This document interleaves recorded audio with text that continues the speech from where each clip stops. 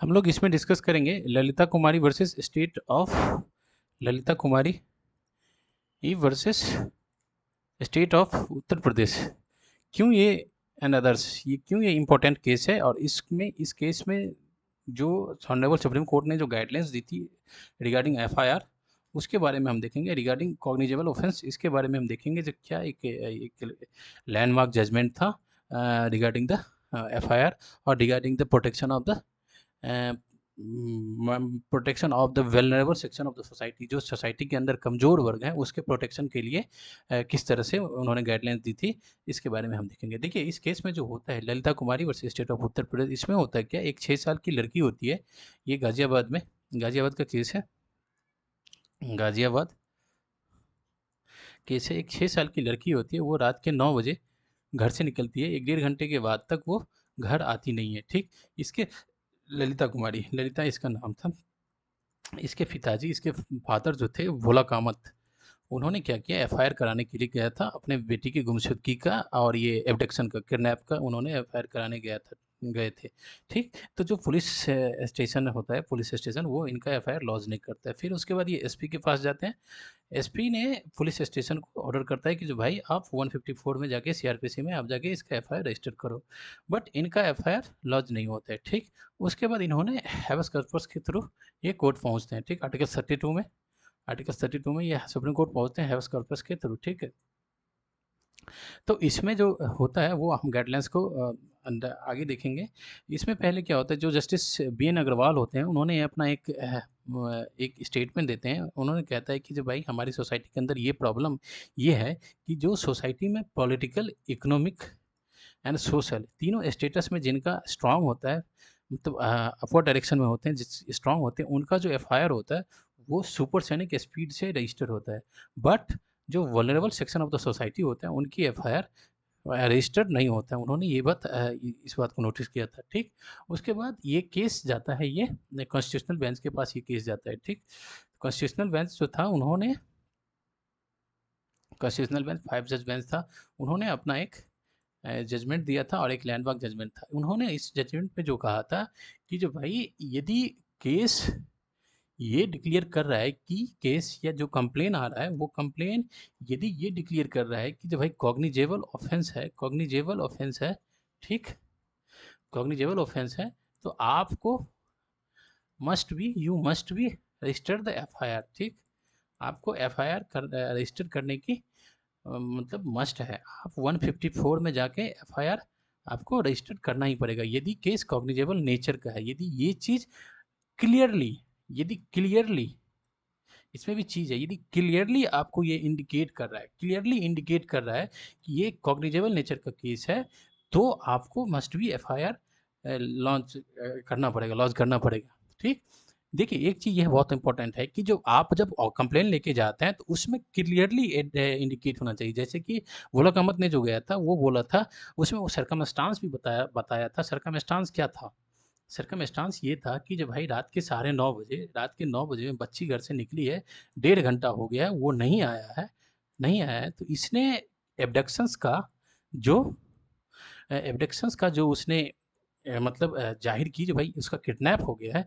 तो ये क्या है, ये जो कंप्लेन है ये क्लियरली इंडिकेट कर रहा है, क्योंकि जो सर्कमस्टांसेस ऑफ द केस है उसमें क्या है, टाइमिंग देखिए, रात के 9 बजे है, टाइमिंग देखिए कि 1.5 घंटा हो गया है। तो ये क्लियरली इंडिकेट कर रहा है, क्योंकि ये सर्कमस्टांसेस, ये सिचुएशन है, इसमें एब्डक्शन होने की प्रोबेबिलिटी बहुत ज़्यादा है, ठीक है। लेकिन यही सर्कमस्टांसेस अलग होता है तो क्लियरली यहाँ पे यदि इंडिकेट नहीं करता, जैसे कि मान लीजिए ये होता है दिन के 11 बजे गया है, मतलब दिन के 11 बजे है, उसके बाद उसमें ये है कि भाई दोस्त के साथ गया है, ठीक। उसके आप आधे घंटे के बाद ही आप जाते हैं और किडनैप का कंप्लेन रजिस्टर कराते हैं। तो यहाँ पे देखिए, 11 बजे और आधे घंटे के बाद जब घर से निकला तो 4 दोस्तों के साथ निकला, और जो एज है वो कितना है, 18 प्लस है, ठीक। और इतने में ही आप आधे घंटे में ही जाके बोलते हैं कि नहीं, मेरे बेटा का या मेरी बच्ची का किडनैप हो गया है। तो ये क्लियरली इंडिकेट नहीं करता है, ठीक। ये क्लियरली इंडिकेट नहीं करता है। तो इवन द कॉग्निजेबल केस रहेगा, कॉग्निजेबल ऑफेंस केस रहेगा, आपका कंप्लेन रहेगा, लेकिन यदि क्लियरली इंडिकेट करेगा उसमें, तो उस कंडीशन में जाकर must be FIR registered under the 154(3), ठीक। समझ गए? तो ये circumstances of the case depend करता है कॉग्निजेबल ऑफेंस के अंदर, ठीक। अब जैसे कि मान लीजिए मर्डर हो गया या रेप है या अटेम्प्ट टू मर्डर है या बर्डली इंजरी है, ठीक। ये सब क्या कॉग्निजेबल ऑफेंस आता है, ठीक। ये क्लियरली इंडिकेट करता है, ठीक। तो इसमें क्या होगा, must be registered the FIR by the police officer in particular police station, ठीक। समझ गए। उसके बाद हम ऑनरेबल कोर्ट ने जो बोला था इसमें, उन्होंने एक चीज़ का डिफ्रेंशिएट किया था। ये डिफ्रेंशिएट ये था, जब भाई एफ आई आर का रजिस्ट्रेशन 154(3) में आपका एफ आई आर का रजिस्ट्रेशन, और दूसरा जो आपका अरेस्ट होता है, अरेस्ट सीआरपीसी 41 में जो अरेस्ट होता है, बहुत are the different thing. FIR का रजिस्ट्रेशन कॉग्निजेबल ऑफेंस में मस्ट है, आप रजिस्टर कीजिए। लेकिन अरेस्ट के लिए 3 कंडीशन आता है। क्या क्या होता है, क्रेडिबल इंफॉर्मेशन है, ठीक। क्रेडिबल इंफॉर्मेशन है, ठीक। क्रेडिबल मतलब रीजनेबल सस्पिशन है, ठीक। रीजनेबल सस्पिशन है, ठीक, ठीक। और एक और कंडीशन है, 3 कंडीशन, मतलब ये तीनों कंडीशन मिला के क्या कहता है, यदि ये 3 कंडीशन फुलफिल होगा तब जाके अरेस्ट होगा, ठीक। तब जाके अरेस्ट होगा। क्रेडिबल इंफॉर्मेशन है, रीजनेबल सस्पिशन है, और क्रेडिबल कंप्लेन है, ठीक। मतलब ये 3 कंडीशन यदि फुलफिल होता है, इस तीनों कंडीशन का मतलब क्या हो गया, जो आपके पास यदि किसी भी तरह का ये इस कॉग्निजेबल केस में आया है और ये 3 कंडीशंस जब फुलफिल करेगा तब जाके अरेस्ट कर सकते हैं, ठीक। केवल एफआईआर 154(3) में आप यदि लॉज कर लेते हैं तो इसका मतलब ये नहीं है कि इवन द कॉग्निजेबल केस है, इसका मतलब ये नहीं है कि यू मस्ट बी अरेस्ट, ठीक। अरेस्ट बहुत ही एक्सेप्शनल केस में जाके होना चाहिए, क्योंकि अरेस्ट जब आप करते हैं किसी की, तो उसका जो आर्टिकल 21 के अंदर जो उसके राइट्स होते हैं, right to live with free and dignity, उसको आप वायलेट कर देते हैं, ठीक। अब इस केस को हम अभी जो हुआ है शर्मिष्ठा पनोली का केस जो है, उसमें हम थोड़ा-सा आगे आएँगे, उसमें बताएँगे जो बेल क्यों नहीं मिला था उसके बारे में, ठीक। तो ये था आपका Lalita Kumari versus state of Uttar प्रदेश के अंदर जो सुप्रीम कोर्ट ने ये गाइडलाइंस दिया। सेकंड चीज़ जो गाइडलाइंस था सुप्रीम कोर्ट का, उन्होंने बोला कि जो 5 ऐसे सिचुएशन होते हैं, जैसे कि इसको कहा जाता है, यदि यदि आपका कंप्लेंट मैट्रिमोनियल डिस्प्यूट का है, ठीक, मैट्रिमोनियल डिस्प्यूट का है, कॉमर्शियल कंप्लेंट है, कॉमर्शियल, उसके बाद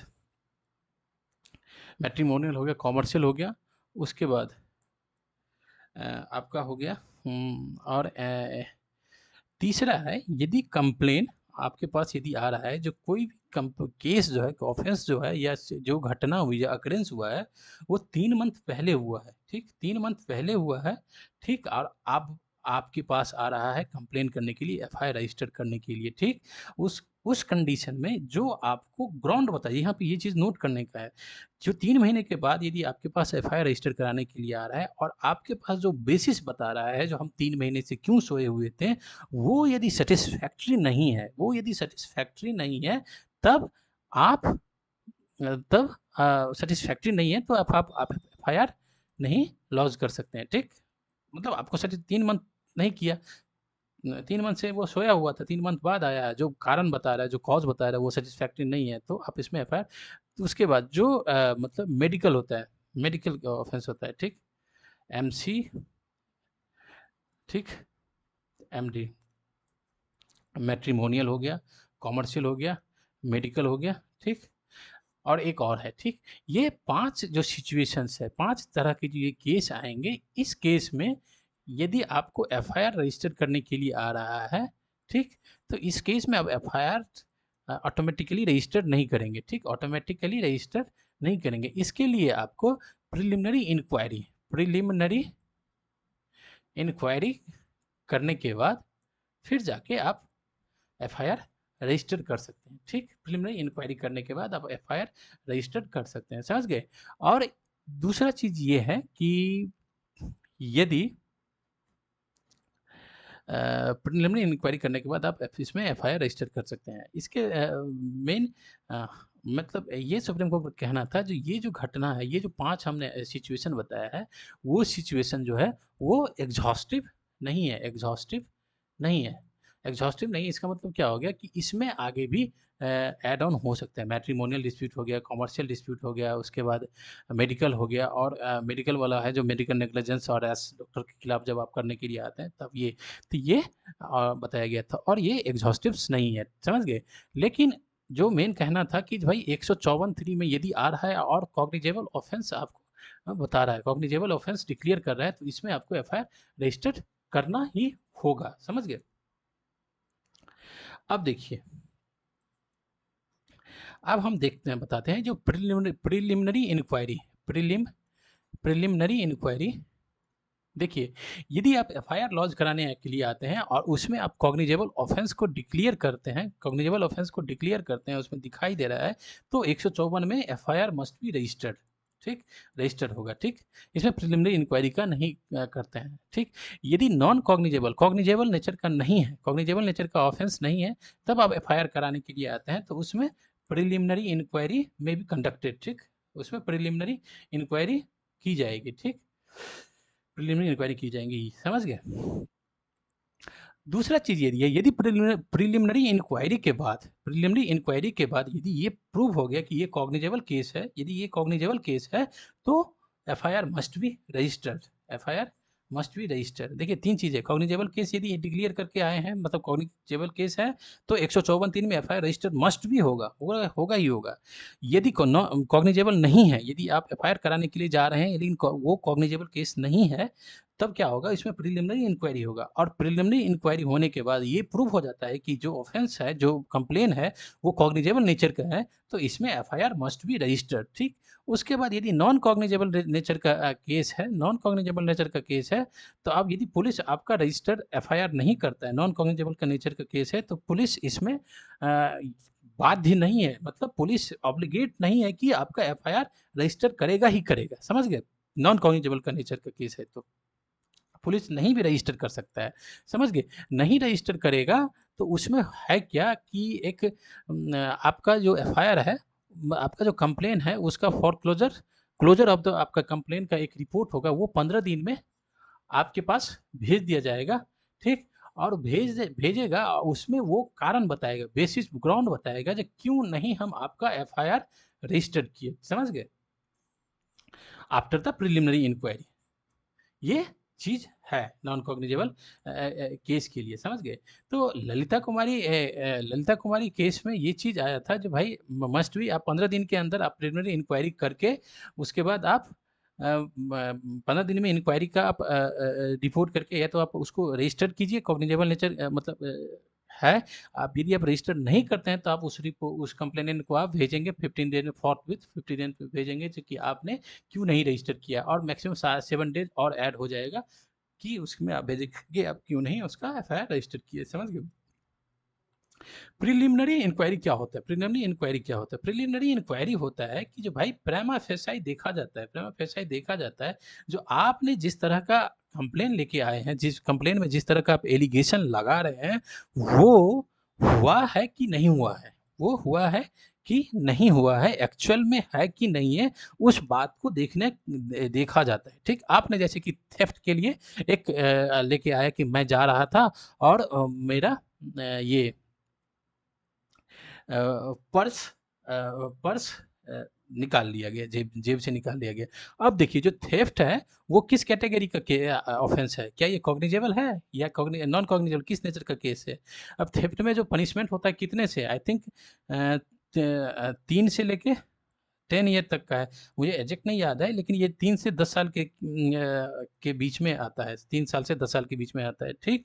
तो कॉग्निजेबल केस क्या होता है, 3 ईयर और एबव होता है। यदि ये कॉग्निजेबल नेचर का होगा तब तो आपका एफआईआर रजिस्टर करेगा, यदि नहीं कॉग्निजेबल का होगा तो फिर इसमें प्रिलिमिनरी इंक्वायरी होगा, प्रिलिमिनरी इंक्वायरी में देखेगा जो भाई एक्चुअल में उसका थेफ्ट हुआ था कि नहीं हुआ था, समझ गए, वो देखेंगे थेफ्ट हुआ था कि नहीं हुआ था।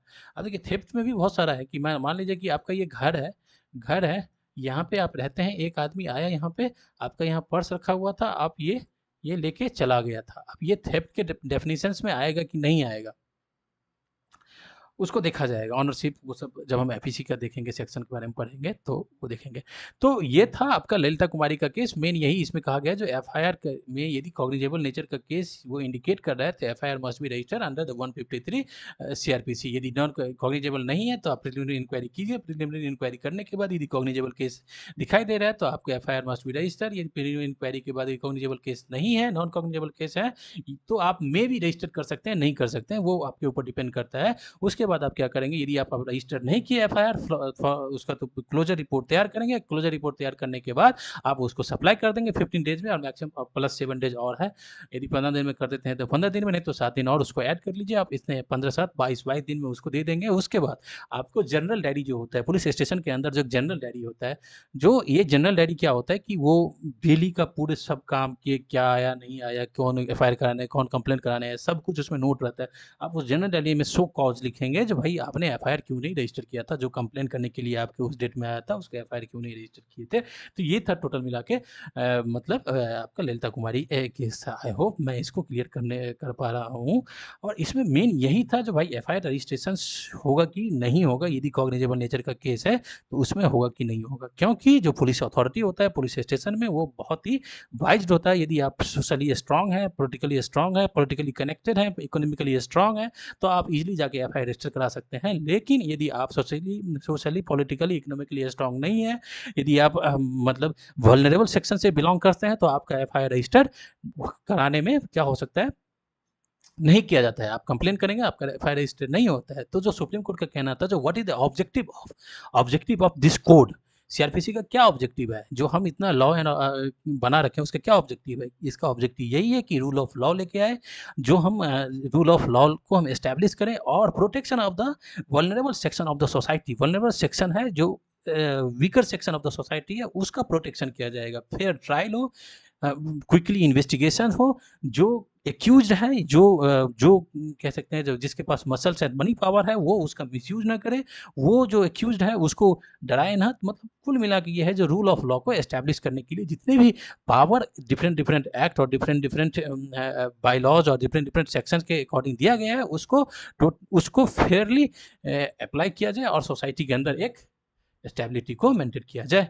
यही मेन था Lalita Kumari versus state of Uttar प्रदेश का मेन कहना था। ठीक है, थैंक यू फॉर इट।